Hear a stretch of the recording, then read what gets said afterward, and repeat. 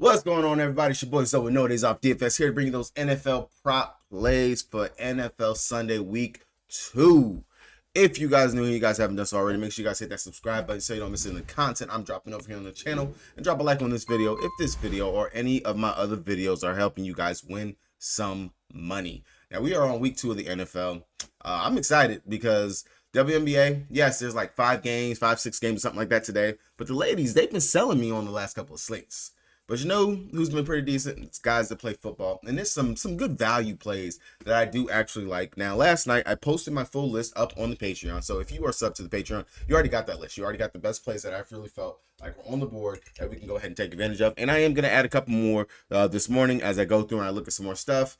And just, you know, dive a little bit deeper, maybe take some leans or some plays. And I will be posting a flex 6 up on the Patreon for Prizepicks, and I will be dropping my chalkboard line as well up there. So if you guys are looking for that, make sure you check the link down in the description below so you guys can go ahead and join up on the Patreon. It's only $5 and you will make your money back. Now, going over here to Prizepicks, they have up here right now a promo. Caleb Williams, seems like every week is going to be the Caleb Williams promo, whatever. 0.5 passing yards, much better than the one that we had yesterday for college football with I believe it was Beck.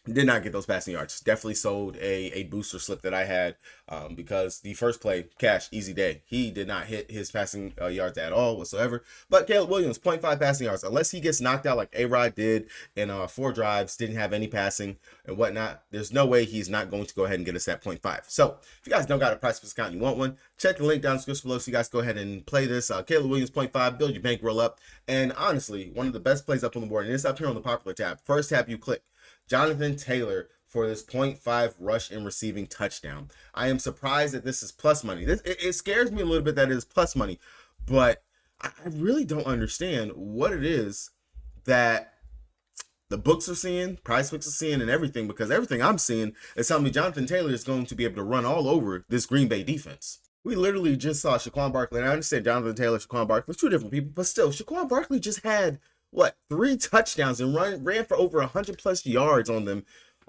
last week on Philly. Jonathan Taylor last week didn't have all the carries just because they were tailing, but in a game where they are expected to win, and we already know teams get the lead, typically you're trying to chew the clock. Jonathan Taylor, I really do feel like it's a smash to go ahead and get a rush or receiving touchdown because we do know he can catch passes out the backfield. He definitely is one of those type of backs.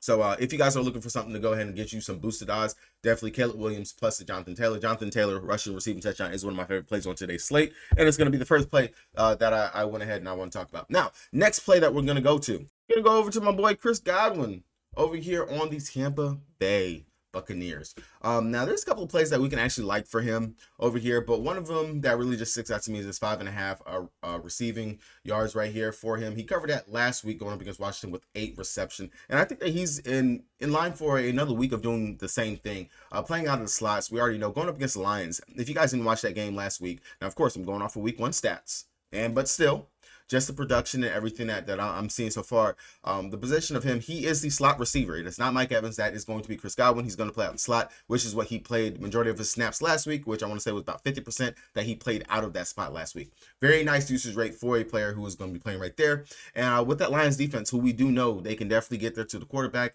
I can see very much some short passes coming out over here from our good old boy Baker Mayfield on the other side, and Chris Godwin being that guy playing out of the slot. He's pretty much playing the Cooper Kupp role that we just saw last week, where Kupp went out there and he had, what, 13, 14 receptions going up against this exact same Lions team. I'm not going to say Chris Godwin's going to come out here and he's going to get us the 10, 15 or something receptions, but he's in line, the matchup, the position, the spot. Doubt this game is going to blow out. This definitely should be a back and forth game. Some pretty good passes. Pretty good odds on him to go over that 5.5 receptions. Surprised a lot of people are not actually on this one, but I do like the upside for it. But that 5.5 reception line, love the over on that. Then if you want to mess with the 8 targets, I definitely can go ahead and see us going over here to that. Understand he pushed last week. Possible chance for him to push again or go over, but I really do actually like the 5.5 receptions right here for Chris Godwin. Next play, I'm going to go over here to my boy Rashid Rice. On the Kansas City Chiefs. Now, there's a couple of plays that we can take over here for the Chiefs, but I'm going to focus on just one of them, and that's going to be Rashid, who looks to be pretty much the #1 receiver over there. The receptions and everything that he had last week, the target share, everything. 7 receptions last week. He balled out there for 103 yards. I can see him doing something similar again here today, going up against the Bengals, weak defense. And the one game that he's had going up against them, he had what 120 receiving yards in that game as well. Upside, of course, you have Patrick Mahomes. Chiefs, they are cheap. Patrick Mahomes. Chiefs are expected to actually win this game right here. Being number one target, Travis Kelce, of course. I'm not gonna say he's on decline. This definitely would be the week to go back to Travis Kelce and expect a bounce back game from him. But I am not in the realm of going back to big old Kelce. Instead, I'm gonna look to the guy who looks like he is solidifying himself as the main target over here for Mahomes. That deep ball threat. You definitely can mess with this 21.5.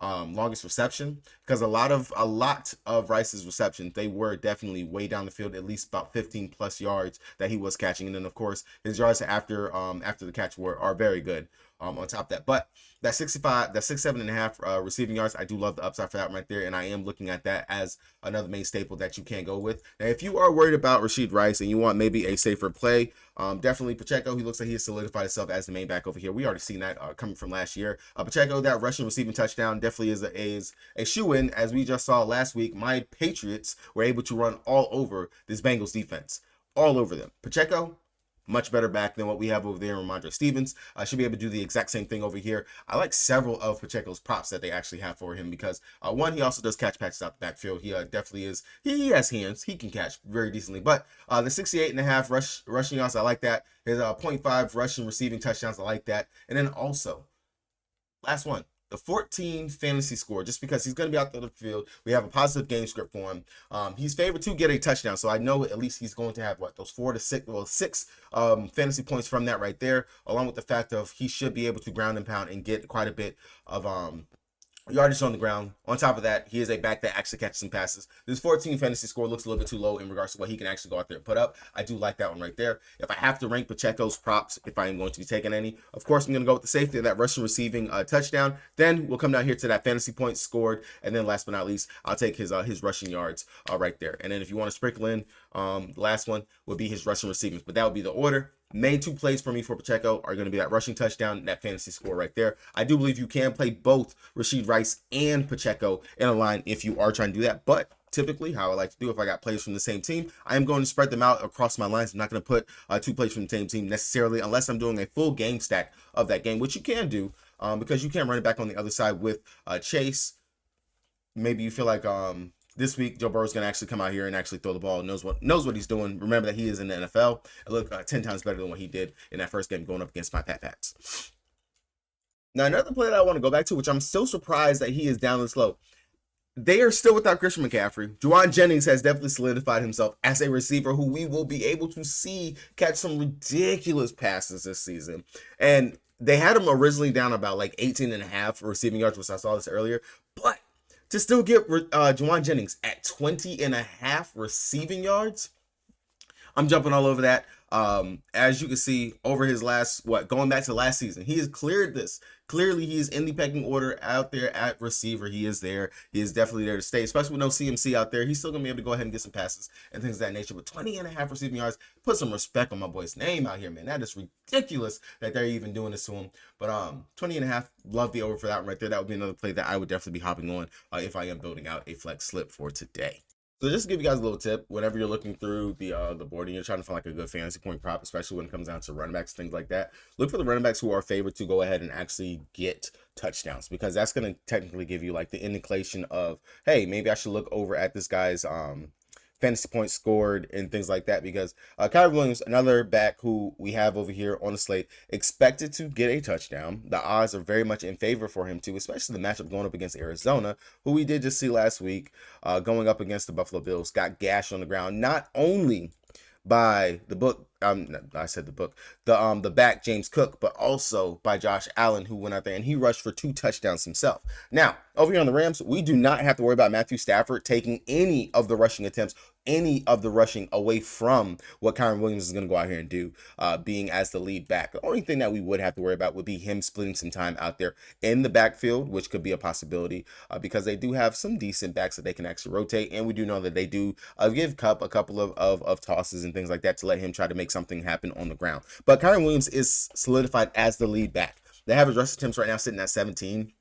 I don't mind taking the over on that one as well. I really do actually like his rushing receiving touchdown. That is one that I have on a parlay ticket for my touchdowns over there on FanDuel. Right now, there is a boost. If you guys don't got a FanDuel account, check the link down in the description below. But outside of that, I do love the upside for his fantasy score because I see them actually leaning on him, especially if Matthew Stafford, he got a bit banged up in that last game. I definitely see them leaning onto the ground game, trying to go ahead and get that established and letting him run all over. Like we just saw exactly what I'm saying with Josh Allen going out there and James Cook, who is a decent back. But Kyron Williams looks very good. Looked very good inside that first game out there that they just had played going up against Detroit Lions. He only was able to rush out there for 50 yards. Caught a couple of passes. Definitely is another back that we can see catch some passes out of the backfield. He had one rushing touchdown. Wouldn't be surprised if he was actually able to go out here and get us maybe two, depending on how close to the end zone they actually get over here in this game. But I do like the upside for our boy Kyron Williams at 16 fantasy points scored. Loving the upside on that one right there today. If you live in a state that gives you the option to be able to play the first quarter plays, I'm going to give you guys a couple of them. These are non-official plays, but these are just some that I want to give you guys some juice that you can actually go ahead and play. Now, one of them, I'm still surprised at Breece Hall. They have Breece Hall at 2.5. We already talked about this before. Aaron Rodgers is going to look for his check down. I would be surprised if he doesn't have at least 5 receiving yards in that first quarter. Again, he had 18 in the first game. Hall is looked at as a receiver sometimes. He definitely can come out there. He can get a block and then go ahead and peel off and be there for the check down. We already know A-Rod loves his check down. He loves them. I'm so surprised that this is still sitting at 2.5. Definitely will be putting that into a couple of my lines as well. Outside of that, another play that I don't mind, that Cooper Kupp. 12.5 with no Pacheco. We already know Kupp is going right back to MVP form. He is going to be the main focal point that they will be looking to, that staff will be looking to every single time whenever he is out there. If he cannot get to Kupp, he's going to, of course, look somewhere else. But Kupp is the first option, the second option, the third option, sometimes the fourth. But Cooper Kupp, the size, and just looking like MVP form, wouldn't mind going right back to him today. For his first quarter receiving yards. And then last but not least, I do like CeeDee Lamb here, playing back at home, just got paid. Should definitely see increase in his snaps. I know they limited him quite a little bit last week, just because, you know, Lamb, he was holding out a little bit. But that 15.5 receiving yards going up against the Saints, we know Dallas very good at home. If you remember last season, they are very good at home. Lamb, main receiver that they have over there, he is the number 1. He's going to do everything for them. Loving the upside on that one right there as another possible play that we can go to. And if they actually had added Chris Godwin up here, I would have actually taken his receiving yards, but I don't see him up there. So that'll be pretty much it for me on that tab right there. Now, would I be me if I don't give you guys some WNBA goodness on today? I'm going to give you 2 plays. You can run this as a power 2 that I guarantee you, I promise you, that this shit will smack. I promise you. I'm not shitting you, not bullshitting you. First one up is going to be our girl, Hollywood Kennedy Carter. They are trying to win games. They're going up against the Phoenix Mercury. If you can play first half plays, first half. 15.5 fantasy points. Copper expected to be out once again today. Definitely dealing with some injuries. She is the main focal point over here for this team. She's going to go out there and do everything. She literally was trying to will them going up against the Minnesota Lynx last game. 15.5 fantasy points scored. She's going to score. If Cardoso misses again, those rebounds will be there for her. Possibly could get some assists, but the still upside that she will be able to have as well. 15.5, way too low for Kennedy Carter for what she already does. The usage and everything for her is through the roof right now. Loving the upside for Kennedy Carter at that 15.5 fantasy points scored. And then the second one is going to be my girl, Benijah Laney. Long as she's not injured, she's not hampered, I expect for her to fully play her minutes. And when she's out there, she balls. I understand the last 2 games we're going up against my Dallas Wings. That's neither here nor there. But Laney, the defense that she goes out there and plays with, the upside that she has whenever she is knocked down her shots. She also is a stat sheet stuffer in regards to getting rebounds, assists, besides going ahead and scoring. And then, of course, like I said, the defensive stat that she goes there and she racks up. Loving the upside from my girl, Benijah Laney at the 11 fantasy points scored. Pair those 2 up right there. That's an easy home run slip that you can go ahead and run. And I'll give you one more. Brittany Sykes. One of the things that I haven't been able to understand with the Washington Mystics, which I have stopped betting on the Washington Mystics. I don't trust them. So this right here is a lean for me. But Sykes looks like she's somewhat getting her minutes going up against the Atlanta Dream. This should be one of those games where I can see Sykes playing hard, at least in the first half, where she should be seeing the bulk of her minutes going out there. I can see the steals. I can see, of course, the slashing, the scoring that she can get, maybe a couple of assists. But Brittany Sykes, 12.5 fantasy points scored. Don't mind actually taking that right there. Not an official. I'll take that more as a lean, but do like the upside for it. All right, guys, that's going to do it for me. Hopefully, you guys were able to get something from this. Again, as always, make sure you guys hit that subscribe button so you don't miss any of the content I'm dropping over here on the channel. And if you guys don't got that Prizepicks account, make sure you check the link down in the description below so you can get that deposit match bonus. Play that Caleb Williams, man, with that Jonathan Taylor.